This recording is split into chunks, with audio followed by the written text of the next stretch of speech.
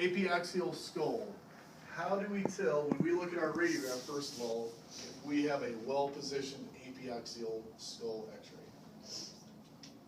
Okay, that would be true. The ridges are symmetrical? What was that? How do we tell if we have a well-positioned apiaxial skull? The petrous Petrous ridges ridges are would be symmetrical? would be symmetrical, all that stuff be symmetrical, but I'm looking for, Lateral orbits or equal Okay. distance to Equal distance the from. cortex? that would all be true, so no rotation by looking at that. We're not getting what he wants from Okay, let me ask you this, how do we tell if we had enough extension or flexion? The ridges. The Magnification. petrous ridges are above the orbits? You wanna see something that looks like this? Oh, Oh my my God. dorsum cella. Dorsum cella inside the foramen magnum. Dorsum cella within the foramen magnum, okay. So that's how we tell, all that stuff you guys were saying is right, yes, but that's to ensure no rotation or no tilt. You know, we wanna make sure they're equal border, equal distance from the borders, you wanna make sure they appear symmetric, that's gonna ensure no rotation. They're on the same plane, it's gonna make sure, you know, the one, you know, one superior, one inferior, that's gonna ensure tilt. But the important thing, the type of situation questions you're probably gonna get about the apiaxial tones is the dorsum cella in relationship to the foramen magnum. Is the apiaxial tone the same one where the petrous ridges are above the orbits? Yes. Right? Okay, just wanna make sure. Okay, so now, let's say that our dorsum cella is actually above the foramen magnum. What is one potential cause of that? Too much extension? Okay, raise your hand if you can tell, if you wanna take a guess or take a wild stab. Heidi, go ahead.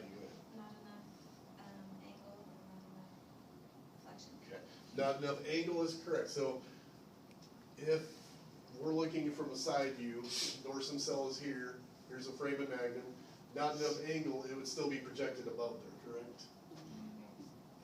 But, alright, put my hands here, here would be my dorsum cella, here's my foramen magnum. If I had too much extension, what does that do? Throw it over. Puts it above. It moves it up.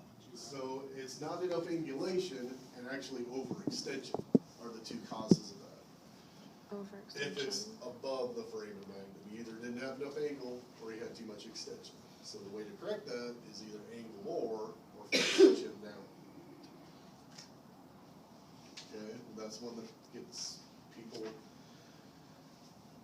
throws people off, I'll say that. And then of course, if it's below it, it's the opposite.